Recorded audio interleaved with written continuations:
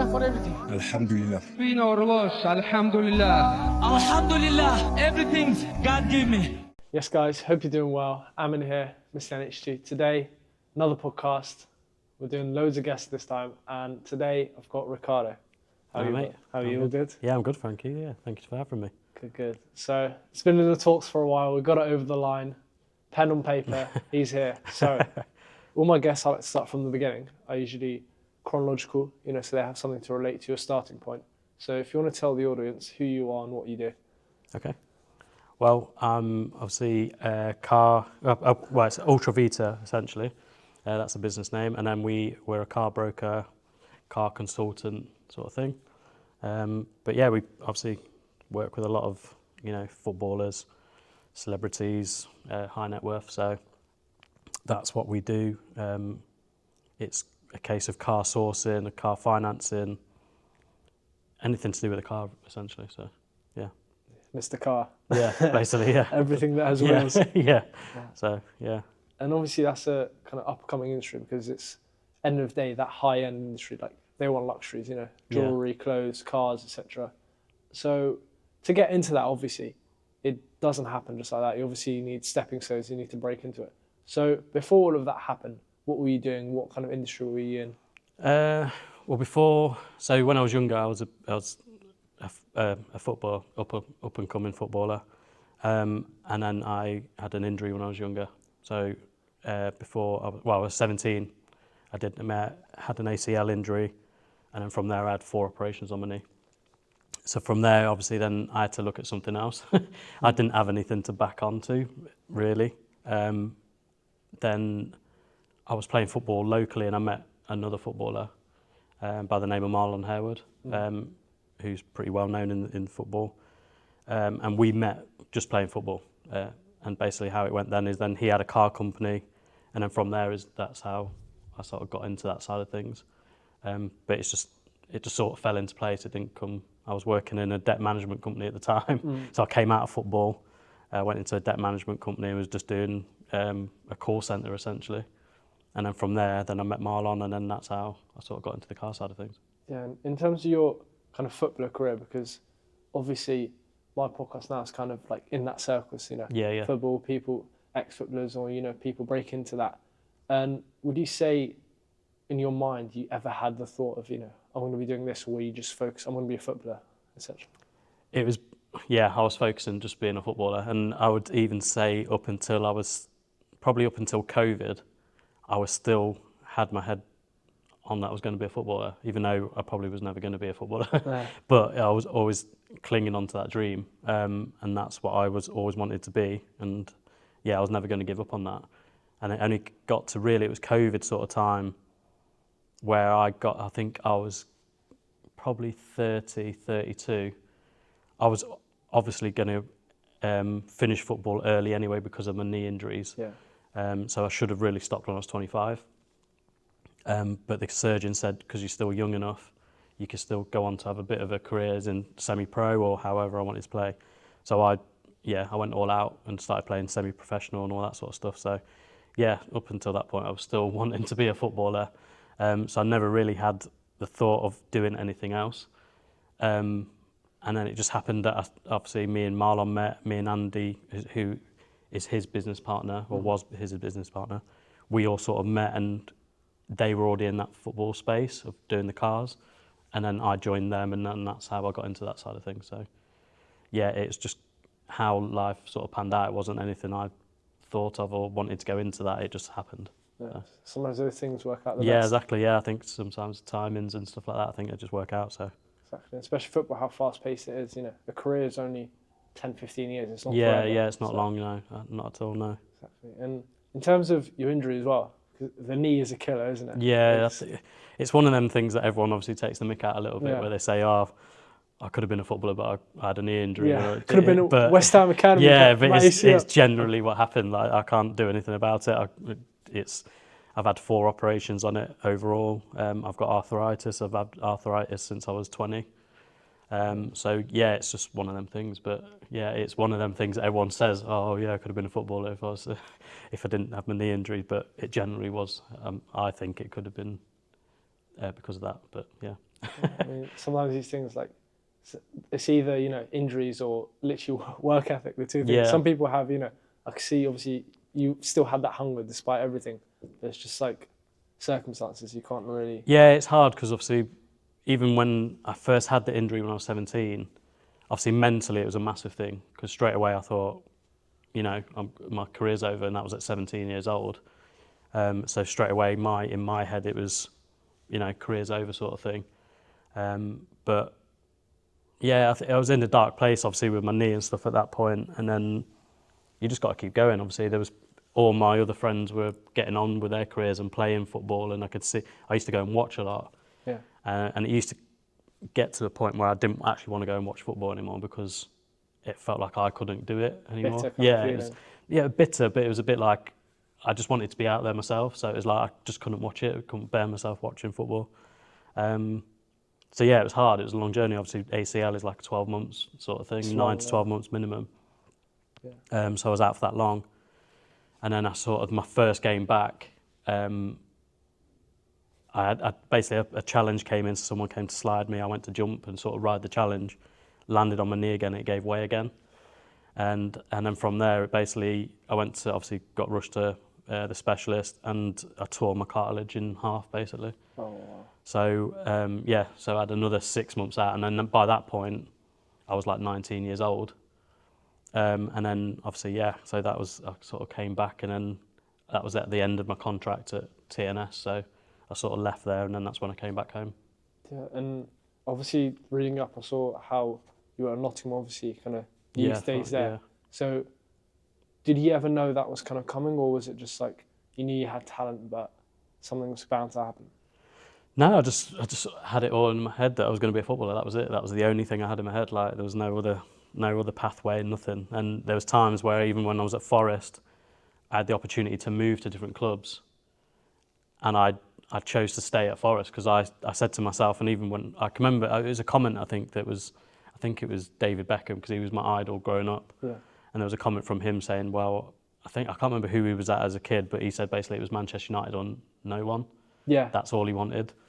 And I had the same mentality. I just wanted to be at Manchester United. So when I was at Forest, it was like the only club that could come in for me and take me away from Forest was Manchester United. So I had the opportunity to leave to Leicester.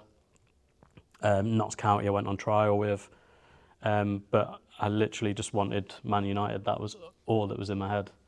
And then I left when I was 13 years old. I got to the point where I said to my dad that I just wasn't enjoying football anymore. Well, at Forest. And I sort of said to my dad, like, I'm just not enjoying football. And he goes, well, what do you want to do? I said, well, I don't want to be. And he goes, right, we'll pull you out then. And he pulled me out of Forest. It might have been a bit later than 13. It might have been 14, 15. But I went on there was a thing called footballcv.com. I don't know if it's still around, but it was like a thing where you'd pay to go and play on like a football pitch. Yeah. And then they invite scouts down, so they'd come to watch people play football. Showcase kind of Yeah, thing. it was like a showcase. So I went and played at Notts County Stadium, and I played probably the best game I've ever played in my life. And I was playing centre mid, and I scored like 4 goals. Scored one that was like a 40-yard screamer. It was one of the best games I've ever played. And I remember my dad telling me afterwards that there was like parents from other kids obviously coming up to him saying, "Was that your child?" Like my dad was like, "Yeah." And I think that's the only time I felt that my dad was actually quite proud of seeing his kid, because every other time he used to criticise me, and he was always one of them parents where I could have probably man of the match, score 2 goals or whatever, and he would still come, "Oh, you should have passed that there," or do you know what I mean? You missed that tackle or whatever. So he was always one of them parents. But this game, it was, he came off it, and I think that was probably the proudest moment for him. Don't get me wrong, there was the first thing he said to me when I first came off. Afterwards, when obviously we finished the game, I remember taking my top off, because obviously I was pretty obviously hot, so I've taken my top off and had it over my shoulder. And I remember him saying to me, the first thing he said to me was like, "You shouldn't have taken your top off, because the numbers, they would have seen your number because you played well. They would have wanted to see your number." Yeah. And I was like, afterwards, I was like, "Oh, yeah." Didn't think of that, but yeah, that was the first thing he said to me. Not saying, "Oh, well played." It was, "Oh, you shouldn't take your top off." But you leave the brand. Yeah, so basically. So that's basically what happened. And then from there, obviously with the game and how it went, I was expecting inundated with offers and all this sort of stuff, and there was none. And then one came through like an email, and it said you've been selected to go on trial at TNS in Wales, the Welsh Premier League. And I was like, who the hell are they? Like, I've never seen of them before. So I searched them on Google, and obviously they came up as being Champions League because they were always in the qualifiers for Champions League by winning the league. Welsh. So winning the Welsh Premier League, you automatically got qualified, and then they go into the qualifiers for the Champions League. And the year before I joined, they played Liverpool, so it was like that big thing where Liverpool played, and they played TNS basically, and this qualified to get through to the Champions League. So I saw all that, and I thought, have a shot. Yeah. That sounds pretty good. So I went down on trial, and then I remember being halfway through the trial, and it was one of them games where they would like swap and change in positions, because obviously there was a load of us there. So I ended up playing right back at one point, and I've never played right back in my life. And I was like, my mentality straight away was like, what am I doing here? Like, I'm not a right back and all that sort of stuff. But I just got on with it.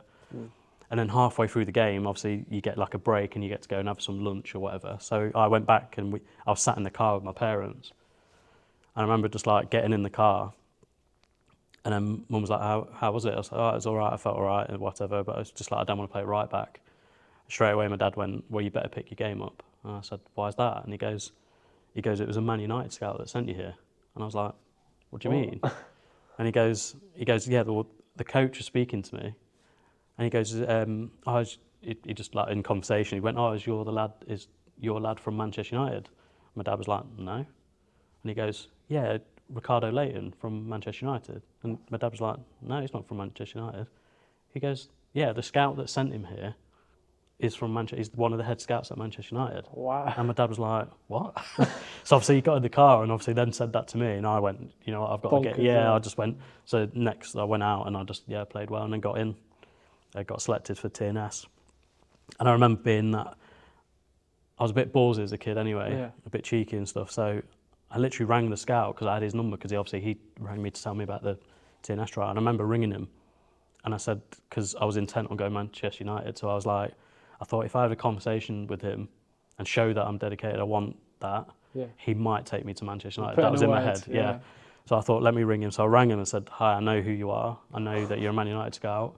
Have you got any other opportunities for me, or the aim of going to Manchester United? And he was literally like, he said, I can't take you to Manchester United, but he said, I have got another opportunity. I think it was Kettering Town at the time. And I went down there and went on trial. No, I didn't go down there. I was thinking about it. I said it to my dad. I said, well, shall I go for this trial? And he said, well, you've already been selected for TNS. So if you went to go to Kettering and they found out about it, they might not want to take you on. And I was like, well, yeah, fair enough. I see what I see what you mean. So literally, I just stayed with TNS and went down there. And then obviously, in the second year, my cruciate ligament happened. So that's what happened. And how's it there kind of with the hopes of kind of Champions League? Because once you make it, obviously, the Champions League, that's like all eyes are on you. All eyes on Riccardo. Yeah, it was obviously the first year was hard because I was getting used to living away. So I was playing in the reserves a lot. And then we had a college team as well, like a scholarship team that I played in. So it was getting used to living away and getting used to all that. And then the second year, I started off pretty well. I remember playing in the resis, and then there was me and another lad that I lived with, and we got invited to go training with the first team and stuff. So in our heads, we were like, this is like the opportunity we wanted. And then I remember we played a pre-season friendly, and it was against Birmingham City. Oh, wow. And I wasn't meant to start, so I was on the bench. But the lad who was meant to start in front of me, his car broke down, so he couldn't get to the game. So the manager was like, "Oh, you're starting," and I was like, "This is my opportunity. Time to shine." Yeah, I went out, and then literally it was in the first half. I remember I took a free kick, I whipped the ball in, the defender headed it back out, and as I was running to get the ball and I went to bring it down, my knee just gave way. And that's when I did my ACL. It was literally that. The first one? Yeah, it was that quick. But I remember at the time there was, so where we lived, on the campus we lived in our digs, Shrewsbury Town youth team had their digs there as well. Yeah. So they lived on the same campus as us. And in that campus there was Andre Gray. and a couple of us like that went on to make it in pro, and they were actually watching that game when I did my ACL, weirdly enough. But yeah, it's just one of them things. Obviously it happened, but it was a weird feeling. Yeah, and obviously at that age, very young age, obviously things are just starting to open up. You can see, the path down there, and all of a sudden it's, nearly taken away or pretty much taken away. What's your thinking there? Because obviously, loads of people have, security. They go to university, degree, they know what they're doing in 5-6 years. But football pretty much is hit or miss, unfortunately. Yeah. So what was your kind of path, being out? And obviously you try to get back every once in a while, but how do you move on from that? It's hard. I've always said to everyone, I was in pretty dark space at that point. Obviously, when I knew my cruciate was literally snapped in half, that was like me. I thought my career's ended. And then obviously when I started getting into the physio side of it, and the physios are great with me, and obviously in my head, I think looking back now, I rushed it back a little bit. From my point of view, that was down to no one else, but it was down to me. I rushed it back. Like I wanted to get back as soon as possible to play football. So my rehab and stuff, don't get me wrong, I was doing some rehab, but I probably rushed it back too much.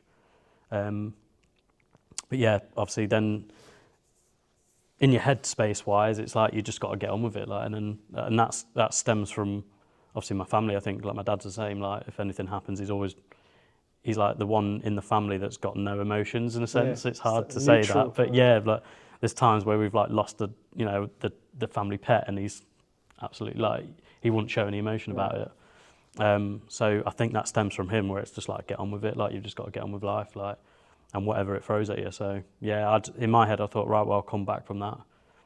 Let me come back, and then obviously I did my knee again 6 months down the line. So yeah, it's just one of them things. It happens, and you get on with life. I think I was in the dark space for a bit of time, but after a while you get out of it. I think it must be tough as well. Like your kind of dream nearly pretty much being taken away from you. Yeah, and that's the thing. I think when, like I said to you earlier, like I always had this ambition of being a footballer, and that stayed with me until I was 30, 32.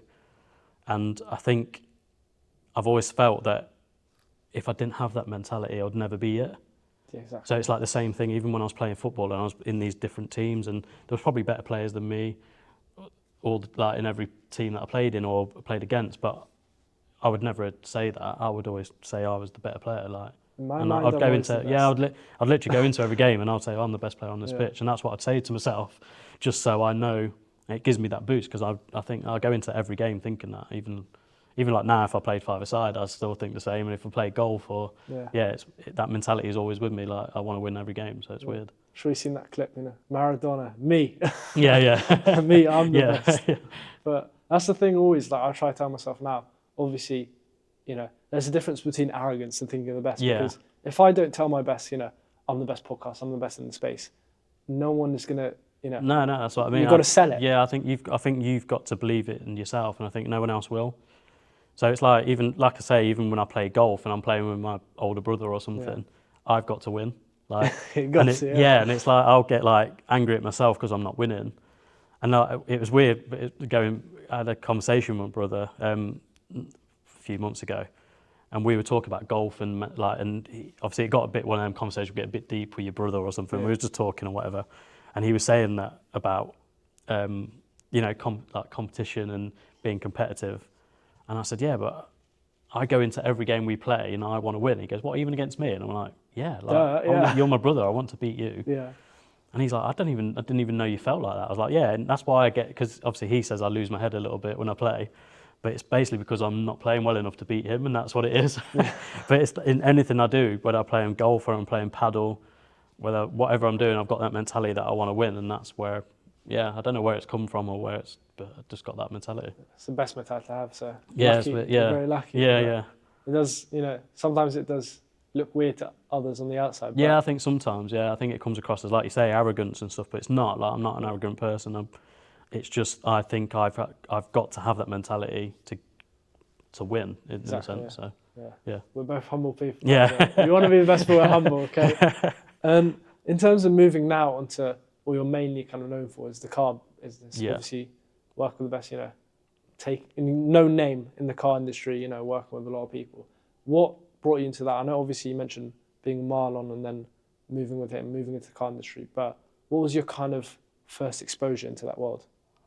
It was with Marlon. So basically what happened, so I obviously came back from playing football, and I worked in a debt management company at the time. And then from there, obviously I met Marlon and Andy playing football. We played for a side in Nottingham, and we both played for the same team. Andy was the goalkeeper, and then Marlon, like, he just got released from Aston Villa at the time when I joined. So he got released from Aston Villa, and he turned up like for pre-season training with us, and he's like a professional footballer. So it was like what the hell was going on here? But anyway, obviously they were good mates. And then from the debt management company, I went and worked with another footballer doing a bit of concierge work. So we were doing like watches, holidays, chauffeuring, all that sort of stuff, personal shopping bits as well. Kind of thing. Yeah, and I was working with him, and so we were doing that at the time. And then halfway through that company just started like it just wasn't made out to what it was at the start. Yeah. So I left that company, and I wasn't working at the time, and I was in Nottingham, and I thought, oh, let me pop in and see Andy while I'm passing. So I popped in to see Andy because obviously he had the car business at the time. They were doing more customization, so they were doing wheels, body kits, all that sort of stuff. Yeah. Still working in football, and I just dropped in one day, and I literally said to him like, he asked me, he goes, oh, can you help me like move a couple of cars about? I said, yeah, no problem. So I was obviously just moving the cars about with him or whatever, and I said to him like, do you need someone to like help you out? Because at the time Marlon was still playing football and he was doing it virtually on his own. So I said, do you need someone to like? And he goes, I do, but he said, one, I don't trust anyone, and two, I don't really want to be paying wages. And I said, well, while I'm not working, I said, why don't I just come down? You give me cash in hand and I'll help you out, and that's how it started. Yeah. He asked Marlon. Marlon was like, yeah, come down. So literally, I started that week, and then Andy said to me, he goes, because I had my own clothing brand at one point as well. So I did like a home diploma in marketing and all that sort of stuff. So I knew about social media, and it was all up and coming. And Andy said, right, well, here's the social media login. She said, you know about social media. He said, just go do whatever you want with it. So from there, I just literally went with it, and from there we blew up. It was virtually overnight. But the first time I experienced anything, it was like the first week of being there. Leicester had won the league that year, and they all got gifted cars by the owner, and they were all BMW i8s. And obviously, because they were all in the same colour, like that BMW blue, obviously a few of them started wrapping them to obviously change the colour of them, so they were different so they're not all the same in the car park. All blue, yeah. Yeah, so I remember the first week I was there, we wrapped a car for one of the players, and we got to deliver it, and I drove that car. Like, that was they said, oh yeah, you go in that one. So I was like, what? Like the first, like I'm in this brand new BMW i8, delivering it to like one of the Premier League champions. So yeah, that was like the first experience, first week of like being there. So yeah, it was like chucked in straight at the deep end. And then we delivered that. There was two cars we had to deliver. So there was that one and then a Stoke player. So we went to the first house, delivered that car, and then to the next house, delivered that car. So there's two footballers in one day. Like I got to meet straight away. Yeah. But I've never been starstruck or anything like that. I think that appealed to Marlon and Andy really, that I could go into a room and I wouldn't act up. I wouldn't, there's a footballer in the room. It literally would not bother me. Yeah. So I think that appealed to them in the fact that I could be in a room and I can hold myself and it wouldn't, trustworthy wise. So. Yeah. That's the best thing as well. Like ties back to what you said earlier, being neutral. Yeah. It doesn't matter who you are, Yeah. Your job is to get from A to B. Yeah. And that's it. Yeah, and I say I've never been starstruck. There's been two other times that I've probably felt a little bit like, what the hell has this happened? Yeah. And one of them was, we went to watch an Aston Villa game, me and Marlon, and there was because obviously he played there, he knew how to get up to the boxes. We was in one of the players' boxes. Yeah. So we've gone up to the top, and he knew the back way up. So we went up to the top, and we've knocked on the door because obviously he couldn't get in. You had to obviously get let in from the other side. Yeah. And there was one of the girls who the waitresses. She answered the door and she goes, "Oh, do you know what box you're in?" And we said, "Oh, we're in Henry Lansbury's box." That's who was playing there at the time. Was like, "Oh, we're in Henry Lansbury's box." And she was like, "Oh, I don't know which box is his." But she goes, "I know all the players are in that one at the end." So me and Marlon just went, oh, we'll go in that one then. So obviously Marlon could walk into rooms like that and it wouldn't bother. So we literally walked into this room and there was all like the players who were injured in there. So we just literally sat down and we was talking to them and chilling out with them and watching the game. And John Terry was at Aston Villa at the time and he was injured. So he was in that room. And I'm not a Chelsea fan or anything, but obviously everyone knows who John Terry is, playing for England and everything like that. But there was like a couple of the players in there and we went outside, we was watching the game. And then Stilian Petrov, an ex-player, came into the box to say hello. So everyone got up and we all went out. And then while everyone was talking, like I went back outside and sat down and was watching the game. And then there was like a couple of us that went back out. So there was me, Tommy Elfwick, who's the assistant manager at Bournemouth now, me, John Terry and Tommy, that were all sat outside and we were just watching the game, having a chat, normal chat. And then he just happened to go get a chewing gum and he went, oh, Tommy, do you want a chewing gum? And he was like, no. And he goes, oh, Rick, do you want a chewing gum? And I said, no, I'm all right, cheers, mate. Yeah. And then it literally, like, after, like, I didn't think anything else of it. And then literally after the game, we was walking to the car, me and Marlon, and it hit me. And I was like, John Terry, like, knows my name. Like, Rick, it was Riccardo. like, Rick, do you want a chewing gum? And it wasn't like a massive thing. Yeah. And I didn't even think of it at the time, but it just hit me when I was walking to the car. I was like this player, like, that everyone knows of being one of the best centre-backs ever, like, knows my name. And it just hit me. And it was, like, really weird. It was, like, a weird... That's the only time I've ever felt like that. Like, I've been in, you know, car parks with, you know, loads of players and met loads of players. But, yeah, it's... That one time was... Stars, cool, yeah, it was weird. The chewing gum, classic. The classic, yeah. But, yeah. And in terms of the Leicester car app, what colour did Mahrez on his car? Mahrez, I can't remember doing Mahrez. I think he kept it standard. Yeah. I think. I can't remember. The ones we did was Jamie Vardy. Yeah. He wrapped his, and then we did Mark Albrighton, and I think we did a couple of us. But he's in the Ball League now, Mark Albrighton. Yeah. Yeah, he's in the Ball League. Still got it. Yeah, he's a really nice lad, actually. Every time I've met him, he's been absolutely, you know, sound. So, yeah, he's a good lad. And that was obviously your first kind of like jump into that industry.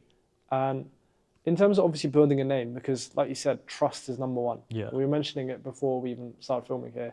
With, you know, the higher up you go, the more people value trust, peace of mind. Yeah. Rather than, you know, if something looks good or returns, obviously. It's good to do both, but how do you kind of build up that trust, especially starting, you know, from scratch? Not scratch, but starting from, you know, simple work your way up. I think it's just doing the job right in what we do. Obviously, we've dealt with footballers up and down the leagues and everything like that, but you've got to do a good job. Yeah. And if you don't do it, it soon gets around in football. So, or if you do something wrong or you know mess something up, it soon gets around in football. The changing rooms are quite, you know, close knit. They're always in the changing room together, day in, day out, footballers. So anything you do wrong could just spread around like wildfire. So yeah, it's having that trust and just looking after the player. Essentially, obviously the trust came from Marlon being a player from when I first started. So that's the trust that we can get in the door. They've played football with him. They've seen him on the football pitch. So straight away, they've got that trust in the fact that it's a footballer dealing with a footballer. So I think that was a big thing. But obviously then me being part of with Marlon and stuff, that gives me my trust as well, in that he trusts me to be there. So yeah, I think, like you say, it builds up. So yeah, and one of the most powerful things as well is trust via association. I always like to use that word. It sounds all fancy, but it simply is, you know, a guy, he's solid, you can recommend that guy. Yeah, and that's, to be honest, that's how I get a lot of the car deals anyway. Like you do a car deal for one player and then he's like, oh, who did that for you? And then it's like, oh, here's Rick, here's his number. I've had players all the time and I'll get them, you know, message me saying, oh, this player sent me your number, I'm looking for a new car. Okay, yeah, cool. And then we sort the car out. So, but that's how easy it can be. I don't do a massive amount of marketing that much. Don't get me wrong, I post cars, I post players on my Instagram, but there's cars that I've done and players that I've dealt with that you haven't seen on my Instagram. So not all of them go on there, and it's purely because I don't want to be that guy that posts them people. Don't get me wrong, it's a fight. It's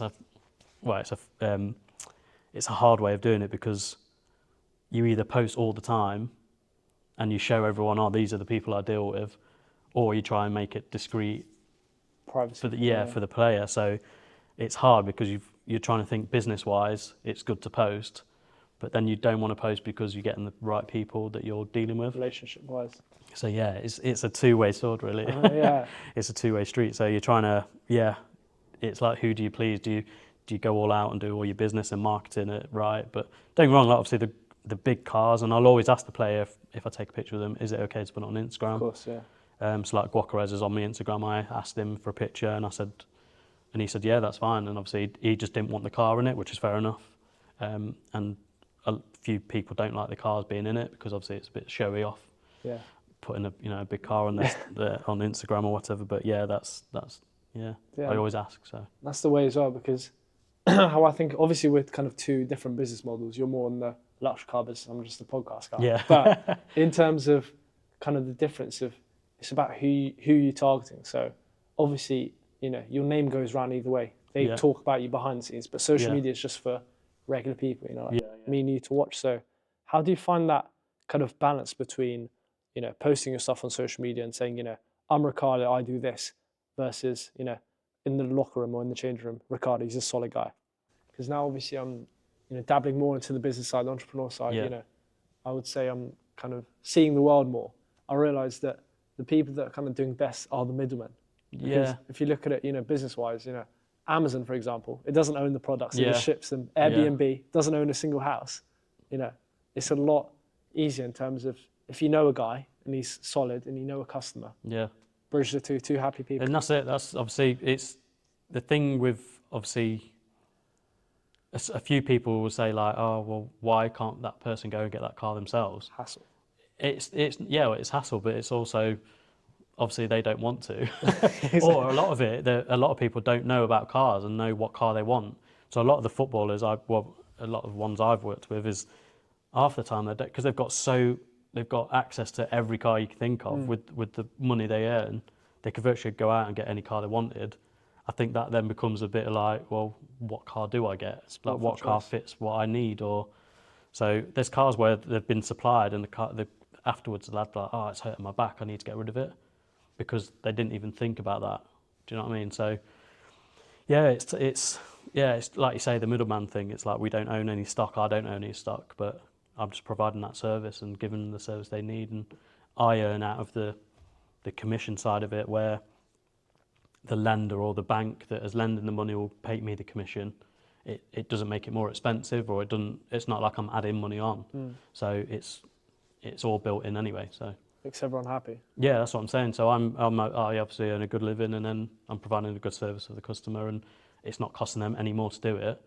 And the big thing I get a lot is where people say, even people like people off the street who are looking for a car, and they'll say, well, I'm not paying your prices, your footballer prices. Yeah. But it's like, I don't do football. Like, everyone gets the same price. Like, it's not because you're a footballer you get more money or more money off. It's the same across the board. So, yeah. Yeah, and that's the thing. Like, some people would pay extra just for peace of mind, and you're obviously the expert. You know what a good car is. You know what a bad car is. Yeah. I'd pay a couple grand extra, whatever. We pay for experience at the end of the day. Yeah. Exactly. Yeah, and that's the way, because everyone has specific needs. The higher up you go, the more specific. Every millimeter, for example, for a footballer matters. Because they're training all day, doing all this. So it's like, and in terms of clients as well, obviously you deal with luxury, kind of that luxury side. What do you say is the kind of minimum point? Because sometimes people, they start making a little money, especially footballers, younger guys, and they want to spend it lavishly, buy a Urus, and they're 20 or 18. Yeah. It's like, you do get that. Obviously, you're always going to get it, because at the end of the day, footballer they're in a competitive sport, so that even in the changing room side of things, they're going to be competing amongst themselves. And everything, every aspect. And it's always going to happen, because it's like that masculine thing. I think even if in a women's football changing room, it'll be the same, where someone gets a new car and they're like, oh, I want the better car, or I think it just happens. What she's got. Yeah, I think it happens in everything. Like, I think it's just that competitive side to you. But you do get it. You'll get a footballer a young lad who's probably started training with the first team or something, then thinks he can have the same car as them, and it won't work out that way. Sometimes they won't get insured on it. But yeah, it's from my point of view, I try to advise them as much as possible as well. So I'll say to them, like, even for insurance purposes, or even spending too much money, I was like, it's like, there's no point you getting that car because it's going to be too much money. Yeah. Like, why would you do that? Like, go and do it this way. And so I'd advise them, right? So, yeah, it's always going to happen though, that side of things. Sometimes you can't change their mind. No, exactly, yeah. Yeah. And would you say you've ever, a bit of a personal question, whether you want to answer or not, but would you say you ever seen that problem happen where people buy more than they could handle and it kind of backfires, especially at a young age, They could end up getting injured, they can end up this. I don't think I've seen it in that sense, in the sense of a young lad doing it. I've seen it probably higher up, actually. So I don't, obviously not naming names or anything like that, but I've seen it where they've bought a car and they're probably not performing on the pitch as what everyone thought they would, and then they're rolling around in like a real high-end car, and they get, it goes on social media or whatever, and then suddenly it's a big thing that the player should be performing better if he's buying cars. I don't know how that ever relates. I've had it a few times. We've had it a few times. I remember posting a car years ago when I was at the old company, and the player at the time, they were battling relegation or they just got relegated or something like that, and he went out and bought a new car, and it made the paper or something, and it was like, oh, buying a new car even though he got relegated. But I'm like, you just think about it and you think, well, why would that stop someone buying a car? Like, it's like someone loses a job at their accountant, they lose their job, they can't go and buy a car, or they can't, it doesn't make sense. But yeah, like you say, media, sometimes they blow things out of proportion, but they love to talk. Yeah.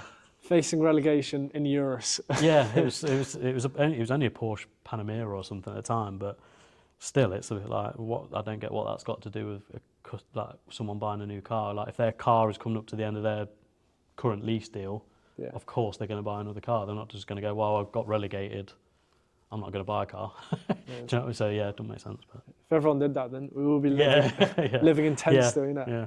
The weather's bad, I'm not going to go outside. Yeah, and that's exactly it, yeah. But and in terms of finding a gap in the market, because there are a lot of people obviously that are in the car business, the luxury business, jewelry, etc. How do you find that gap, and how do you kind of make yourself stand out? So if you were to kind of pitch yourself, why would someone choose Riccardo over someone else? I think it's just like, well, the big thing is trust. Like, I've been in that industry now for getting on probably 8 to 10 years, something like that. So I've always been in that industry. I've dealt with players up and down the country, top players, do you know what I mean? So for me, the trust factor is a big thing for me. Like, I'm not there to, like, a lot of people think, oh, well, you're only just there to earn money.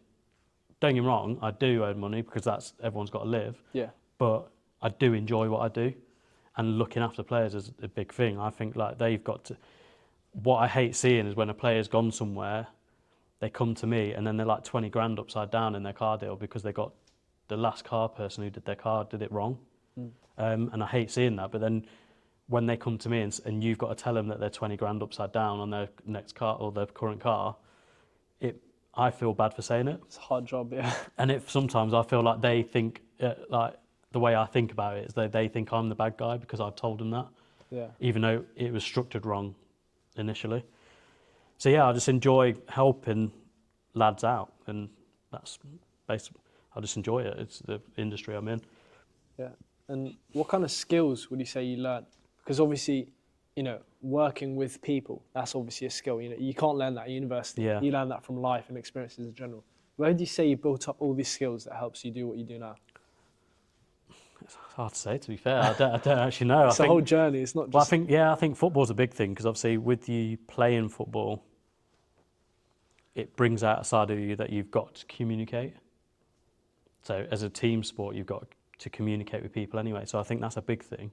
And that's where I think you learn them communication skills, especially when you're in a changing room from, like, you're playing in a changing room, you have to speak to people. So yeah, I think that's a big thing. I think that's where you learn your communication skills. And then, yeah, I think it's hard to say really where you learn all your skills, but obviously being chucked in like different areas. So I remember when I joined that debt management company, and because I obviously wasn't playing football at the time, I had to get a job. So that was the only thing I could do. And I went to work. and they chucked me straight in the deep end. They didn't care who I was. They were like, right, here's a list of people. You've got to cold call them. So straight away, I'm like, what? Like, I've got to, yeah, and it's like straight away, you've just got to do it. So I was like, calling people, it's like, hi, do you know what I mean? And you're doing this cold calling thing, and it's like you're chucked straight in the deep end. But I learned from it. I learned something from it. So, and it's every aspect that you do. Even like when I worked my way up in that company, so I got to like senior management sort of level. So if when you got to that sort of level, you're managing people. I had a team of 10.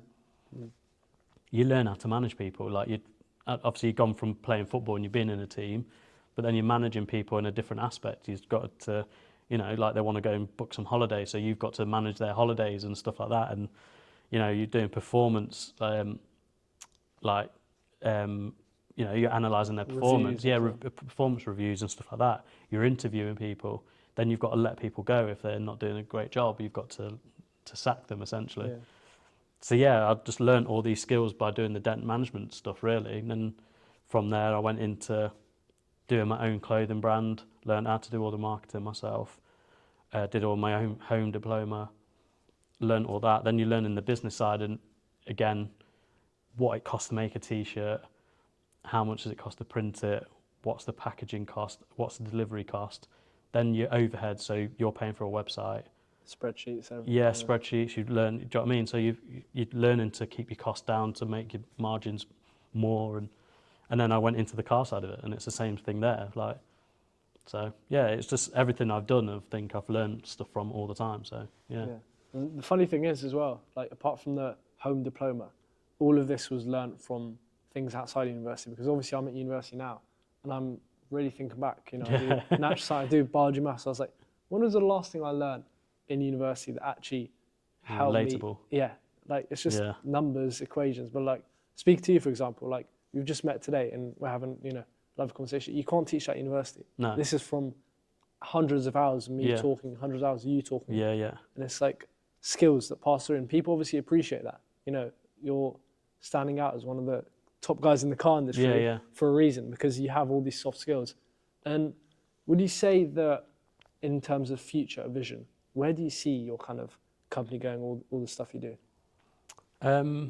I'd love to see it grow, obviously, and we have a couple of people doing it with me, in the sense of have a couple of staff or whatever, and we have someone doing the social media, or that's where I want to grow it. Obviously, I'm running 2 businesses side by side at the moment, so I've got a creative agency as well, so we do websites, social media services, all that sort of stuff as well. So it's hard running 2 businesses on your own.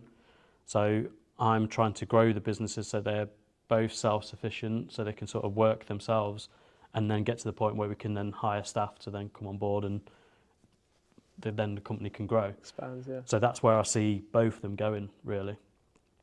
The car side, really, I could do by myself for as long as I wanted to. Like, I don't really need to grow it. I don't really need to take staff on.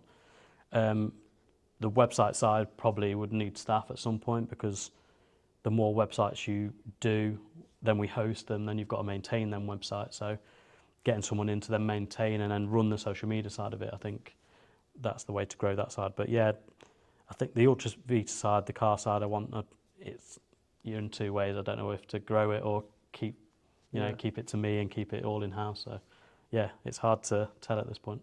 You've reached a good level where you want kind of peace of mind. Yeah, it's weird. When you're younger, you want to be as rich as possible. You want all the money and all that sort of stuff. But I think where I'm at now, I just want to be happy. I want to be able to do what I want under my terms, in sense of, like, I play golf a lot, I play paddle a lot. But if I was to work in go and get an office job or something, or work in a car salesman's job, I wouldn't be able to do, say, on a Monday morning, I'll be like, you know what, I'll go and play paddle this morning before I get some work done. So I get the choice of doing that.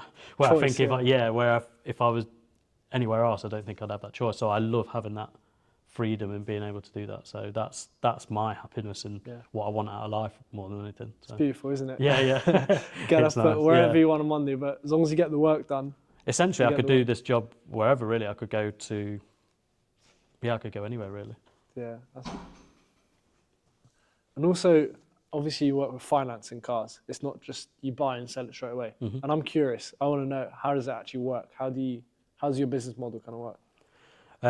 Well, the financing side is obviously I'm a finance broker. So how it works is that if you found the car or I found the car, or I had to source the car or whatever, I could then finance that car for you. So I have a panel of lenders, from banks to finance houses that will lend money to people on cars. So obviously each one is different. Each one has different criteria for you to pass. There's some that will specifically look at footballer stuff. So obviously with a lot of footballers, and I don't know why it happens, but sometimes they miss payments and stuff like that. So if that happens and they've got a bit of a default against their credit or whatever, we can still get them passed because certain lenders will look at their contract and say, well, they're still earning 300 grand a year. We can get them passed. So yeah, that's how it works. Obviously the finance side is dependent on your criteria. So if you've got a good credit, we can get you with the lowest APR. If you've got a slightly bad credit, we might have to go to a lender that's got higher APR. So it depends on the risk for the lender, basically. But how it works is that we would go and find that car, we would do the finance for that car, and then we take care of all the background sides and stuff. Yeah, and in terms of, I'm guessing you operate with interest, obviously APR, that's what it, Yeah. is that what it stands for? Yeah, interest, yeah. Pretty much. And there's obviously the whole thing that people are saying, like try not to get into debt for these kind of things, and obviously houses, especially mortgage. A lot of people are kind of seeing the idea that mortgages kind of ties you down. Yeah. But I'm guessing the people you work with, they're obviously very high earners. They're not regular, 9-to-5 jobs. Yeah. 25-year mortgage is obviously a lot quicker. So what's your kind of opinion around, borrowing things and using the power of kind of leverage? Again, I think it depends on your circumstances. So like, especially with the money that some of these lads earn, I would always say like with the money they earn and what they can do with that money, I think is more powerful than putting it to a car. So like for a car, for buying it outright, obviously they depreciate quite a bit. The things with cars, if you financing them, if you do a PCP, you're guaranteed a future value. So at the end of it, it's going to be worth that much. So what we tend to do is before the end of the deal, we will sell the car, we will trade the car out, and then 9 times out of 10, they come out with a bit of equity that we can use for the next car. But what I've said to a few players or whatever, I said, if you've got a good lump sum of money, instead of buying a car outright, you're better off financing it, keeping that money in your account to do something else with, whether it's property investment or you're doing investments with other, whatever you want to do with it. But that financing allows you to keep that money in your account to do stuff with. So that's what you're paying for, in the sense of you're paying interest. Yeah, you might be paying 10 grand extra over the 4 or 5 years, but what you're gaining from keeping your money in your account by investing it wisely is probably more profitable. So Buys you time as well. yeah, exactly. Yeah, and in terms of anyone looking to kind of borrow or lend, what do you say are the requirements you kind of look for before, offering that alternative? In the sense of what? In terms of, for example, some people, they may not be able to kind of borrow a certain amount, 4 years, 5 years. There's obviously, they've got to be able to pay it back, obviously. Yeah. So how do you kind of scan that and look at that? A lot of it is done in my initial questions. So obviously one, I'll say like, what are they earning per year? Have they got any other interest in terms of, are they putting money towards anything else? Because if you've got a lot of money going out, in the sense of, say you earn, say you're earning 5 grand a month, but your outgoings are 4,500, you've only got 500 quid to play with. Liquid, yeah. Yeah, so a lender is going to look at that and say, well, affordability-wise, they're not really someone we want to take a risk on. So that's the initial sort of checks and pre-questions that you would ask someone in terms of what they also, have going out their account, what their investment is, or just stuff like that, really. Yeah, and in terms of kind of, I like to obviously get lessons out of the stuff I do, obviously. The good, the bad, the ugly, everything. Raw, authentic. And when you built this up, what you do now, obviously it wasn't smooth, I'm guessing. Not everything was perfect. What were some kind of lessons you learned along the way, maybe some struggles you had?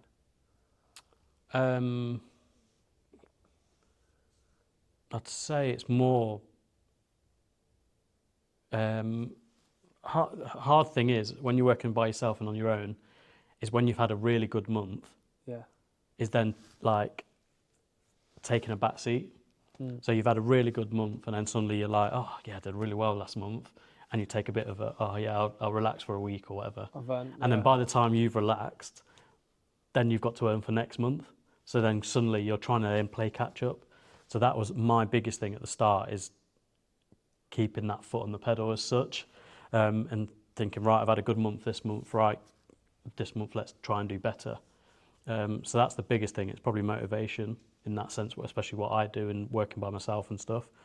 But yeah, I think it's not really a mistake or anything like that, but it's just learning how to sort of operate as a business. Reflection. Yeah, and that sort of thing, yeah. Yes. So I'm very honest, because it's very hard, to reflect, especially when you do everything yourself. You want to think, I'll do everything perfectly. Yeah, I know I don't. It's hard. Yeah, I think you've got to know your mistakes and where you're going wrong to try and obviously improve. So everyone in my eyes can improve. So I know I can. So Exactly. Yeah. But yeah, that's one thing. It's keeping that mentality of keeping that motivation going. Another one's organisation, because I've never really been, I would say, an organised person, but I've learnt from not being organised to you have to be.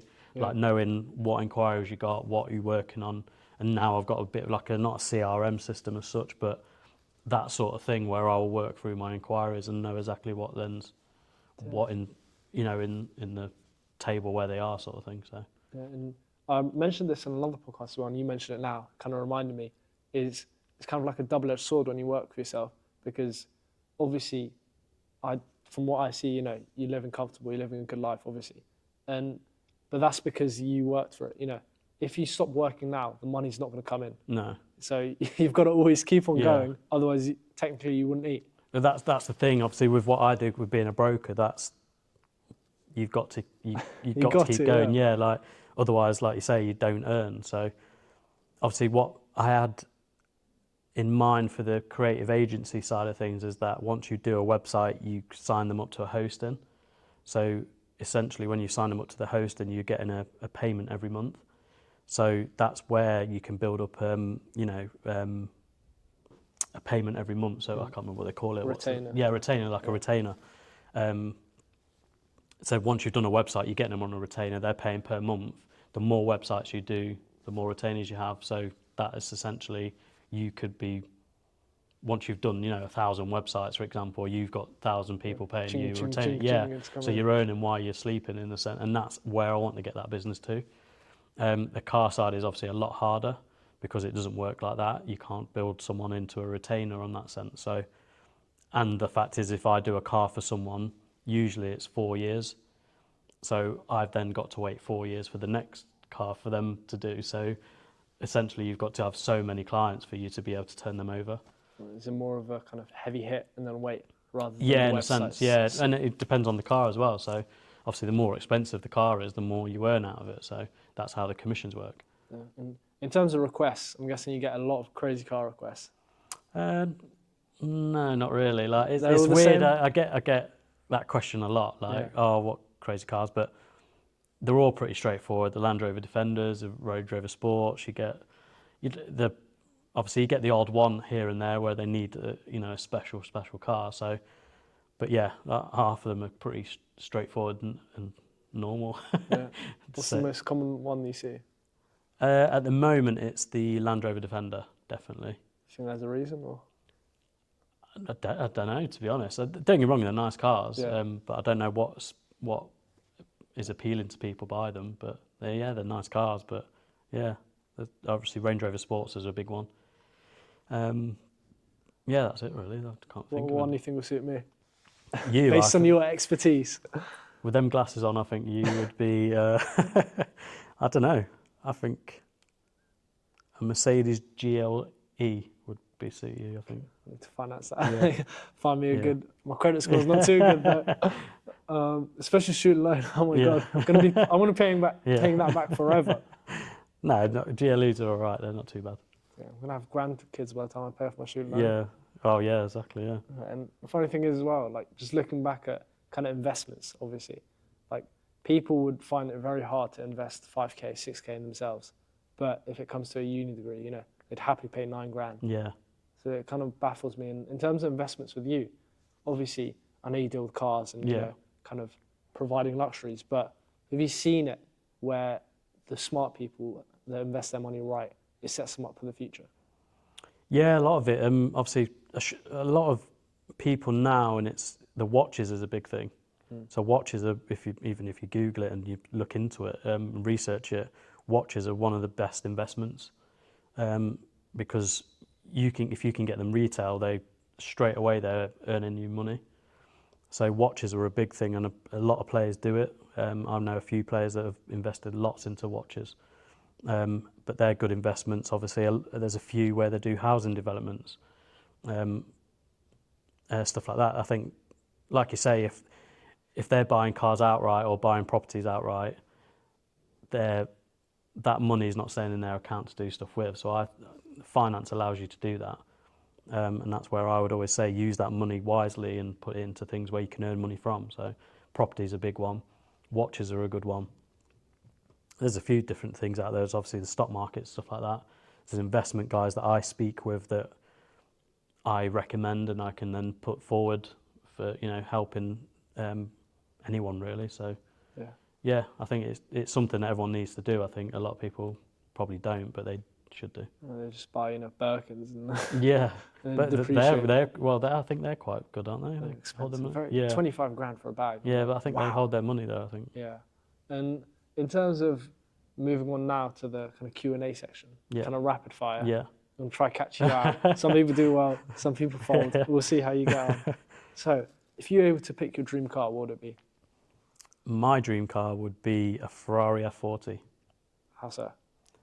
I just remember being a kid and it was always my dad's dream car. And it's always been mine since my dad wanted it, I'd want it as well. So I don't know why, it's just been, and I'm half Italian, so the Italian side I've always wanted a Ferrari. Yeah. So yeah, that would be my dream car. Where in Italy are you from? Well, I've got family all over, but my nonna, which was granddad, he was from Napoli area. And then my nonna was more sort of north. North. Okay. Yeah. I was in Milan just last week in Como, so. Oh, nice. Really yeah, nice. Next time I need to visit, I need to do it with the Ferrari there. Yeah, yeah. The proper Italian experience. There was a player that played for Nottingham Forest, and actually he moved there. I don't know if he's still playing there or not, but he played for Como.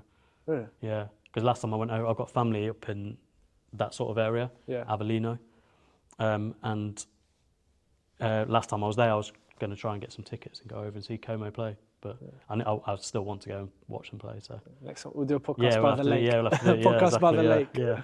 Yeah. And in terms of car brands, what do you say is the most overrated one? Overrated. If you're allowed to say. Overrated. It's a hard one to say. The first thing that comes to mind is BMW. Yeah. And I'm not saying that as in overrated as in they're rubbish cars or anything like that, but I think what they've done in the sense of they've raised all the prices on their cars. So their car now is in the sort of like their big cars, especially like the X5 and stuff, is the same sort of money as like Land Rover and Range Rover. And I think when you start going into that territory of a luxury car brand as like Range Rover, is like everyone wants a Range Rover because they're luxury, and don't get me wrong, they're lovely cars, but a BMW just doesn't quite sit on the same level, but the pricing is the same. So I think they've made a bit of a mistake there. So that's the only thing that I'd say they're overrated. Fair enough. And in terms of the other side now, underrated car brand. Underrated. Oh, that's a hard one. Underrated. I think from what I've been seeing recently, I would say you look at like Volkswagen and Volvo, and they're always seen as being like lower end sort of cars, but the cars they're actually coming out with, like I looked at for a player asked me about the new Touareg, and they actually look incredible. Yeah. They look quite cool. So yeah, I think probably Volkswagen for me are a bit underrated. Yeah, we need to gatekeep it then. Yeah, exactly. Keep it on the low. Yeah. Okay. And in terms of lessons, I'm sure you learned a lot. being around all that money and all that wealth, what do you say is the biggest money lesson you've learned from doing what you do? I think, like you say, well, big money lesson I've learned is probably the business side of it, especially, it's keeping your overheads down. So in the sense of being a businessman and stuff like that, it's keeping your overheads down, but your profits high. So if you can, save on what you're doing in the sense of your outgoings, I think that's the big thing. And then try to then maximise your outgoings. So it's something I've taken from people I've learnt from, especially because there's no point in having loads of outgoings and then which matches your income. And so try and keep that down as possible, and then your outgoings as high as possible, and maximise the profit, basically. Yeah, and in terms of kind of how far you've gone in your industry, what do you say was the biggest skill you had that kind of made you stand out?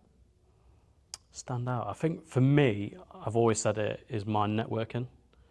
I don't know why, but I've just got this bit of a knack for being able to get into probably areas or circles and into people that I need to, just by knowing other people and sort of work in that. It's just, I think that's a big thing for me. It's always been the networking side of it, and being able to work that out, that go, right, I know he knows him, and I know he knows, do you know what I mean? So it's getting him into them circles. Yeah.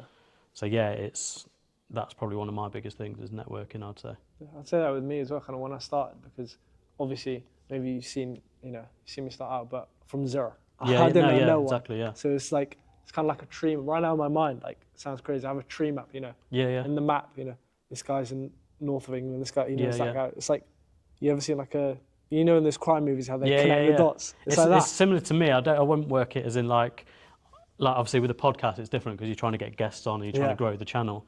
Where with me it's more like, who would buy? Yeah, so that, for example, this is how. So I remember when Noni Madueke, who plays for Arsenal, he came over from I think it was PSV or Feyenoord, I can't remember who he was playing for, but he was moving back to the UK, obviously knowing he was going to Chelsea. Yeah. And I got chatting to him on Instagram, and we would talk about car and all this sort of stuff. So I got chatting to Noni about his car, and we literally did a car for him.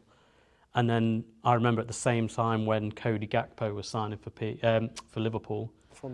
They played in the same team, and me and obviously Noni were just chatting, and I said, "Oh, you'll have to pass my number on to Cody because he's coming to the UK."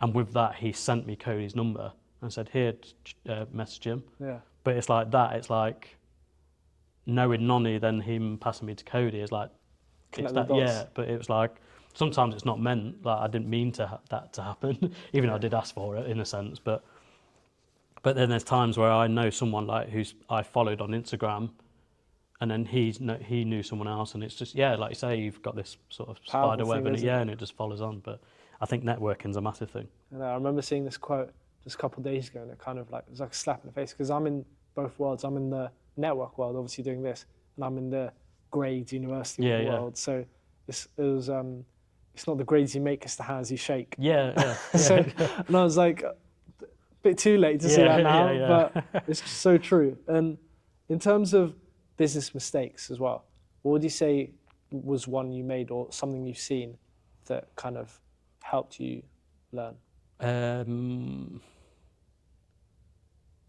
It's hard to say, to be fair. I remember the only one that really sticks out to me is in a sense when I had my clothing brand, when I first set that up years ago. And I remember I had 10 designs that I set out with, and they had virtually sold out. And off the back of someone else's advice, I listened to that. Yeah. Because I basically, the first order that I did were all slim fit. So that's the style I wanted to go with.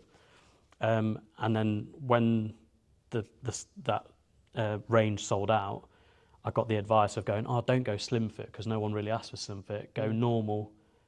And I was like, "Yeah, but I don't really want to do that." And then the person was like, "Yeah, but I've got loads of people asking me for non-slim fit stuff." Yeah. So I would order the new designs and we can sell them out. So I ordered the same range but in non-slim fit, thinking, "Oh, this is going to sell out," and it didn't. Oh, so I've still got the stock at home, like it's still stuck there. and that has been 8 years or whatever. But that sometimes I think you've got to listen to yourself and your gut instinct, and not listen to, obviously, don't get me wrong, people's advice is there for a reason because they might have done it or whatever, but sometimes I think you do have to listen to yourself, and that was a mistake I made in listening to someone else when I knew that probably wasn't the right strategy. Yeah. But yeah, that's the only mistake that really stands out. Obviously, there's been times where you've done something in a car deal where you think, oh, we should have done that differently, or we should have waited until securing that car because obviously they didn't pass and then they've got to get their money back. So you learn from little things like that. But yeah, that's the only thing that really stands out to me, really. It's always gut, always trust your gut. Yeah, that's it, yeah. Something I've learned as well. All of a sudden everyone's giving me advice. Yeah, yeah. And I'm like, yeah, you'll get it. I appreciate it a lot, obviously, Yeah. but I see what's working. Yeah, yeah. I speak to people that have done it. Yeah. I'll listen to them, not some regular guy down the street. Yeah, that's the thing sometimes. Obviously, everyone gives you advice and they try to give you advice, and I think you've got to listen, you've got to take it in, but then trust your gut as well. Yeah. And 2 more questions. The first one is a big one, but if you were to lose everything today, let's start again. If you were to lose everything today, what would you do to start again and get back on track?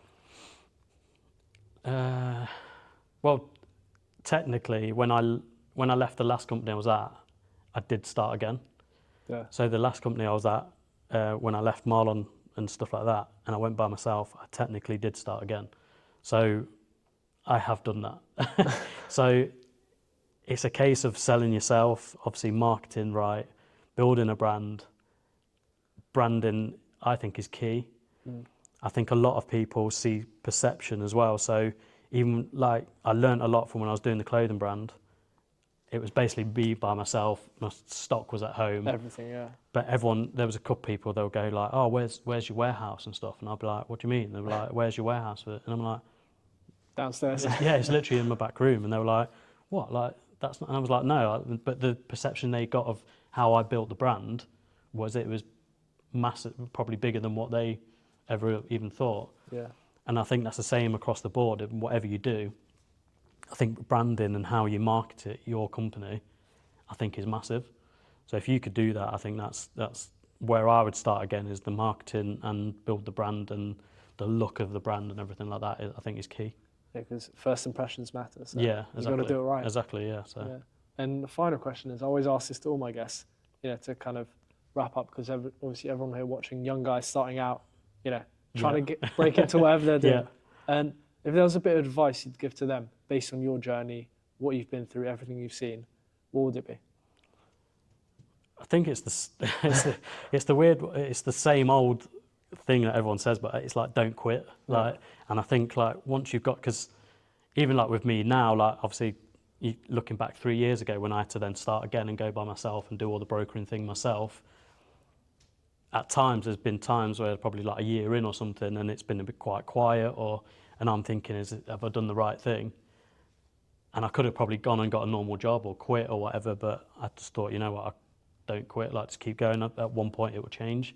Exactly. And I think I've gone over that hill now, where now I'm lucky to say I'm inundated with inquiries and it's going well. So I'm getting new players all the time, and I think it's purely because I haven't quit. I've just kept going. Exactly. So I think that's a big thing, is don't quit. And I think another one is adapt, be able to adapt. If you can adapt to most things, like, because things change all the time, climate, the economy, all that sort of stuff. Of course, yeah. So I think in times you've got to adapt to what you want to do and how you want to do it. Like even like changing the branding.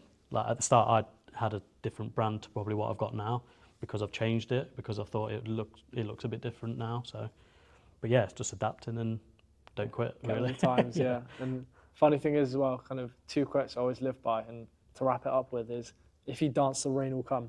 Yeah. Eventually, if you do the rain dance, it's going to rain at some point. Yeah. So, I think that's, like you say, business is not easy. So, of course. The more you stick at it, and I think the more you stick to your beliefs and the way you go about the way you do stuff, I think eventually it will come good for you. So yeah. And a lot of people fall off, especially in your kind of industry. I remember if you go back, I don't know, just 5 or 6 years, you see all these personal shoppers, all these jewelry people. Where are they now? You know, the only people that have made it, that are dominating their field, are the ones that stayed. So if you just keep on going, eventually you're going to outlive the rest. So That's the thing. Yeah, there's I see it all the time. Obviously, there's car companies that come in it all the time, and then come and go. Yeah, and there's always people who want to do footballers' cars and all this sort of stuff, and you see it all the time. And I think, like you say, don't get me wrong. There's times where you think, oh, there's another one, and they've gone and someone's done a car for them, or they've done a car for a footballer, and you think, oh, that was my customer, and it used to really get to me. I used to think, oh, why have they not come back to me? But I think with how many people there are in the world and how many footballers are in the UK and all that sort of stuff, now I think, well, that's their loss. Like, I like to think of it that they won't provide the same service I do, so at the end they probably will come back. Exactly. And I've had it before where a player's gone somewhere else, got a car somewhere else, then come back to me and said, why did they, and they're upside down in their deal, and they're like, oh, I wish I should have got you to do it. And I was like, I don't. It's one of those things where you don't want to go, oh, I told you so, but yeah. Deep down, you know. Yeah. You fumbled Riccardo, you're lost. Yeah, but that's it. But it's not saying I'm the best car dealer ever. I'm not one of them people to say that, because you're the best option there.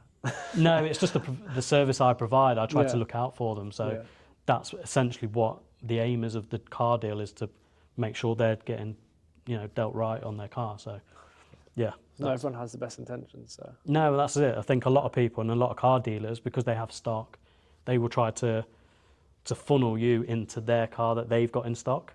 Yeah. So they're like, oh, you're getting put in a car that necessarily you don't even want.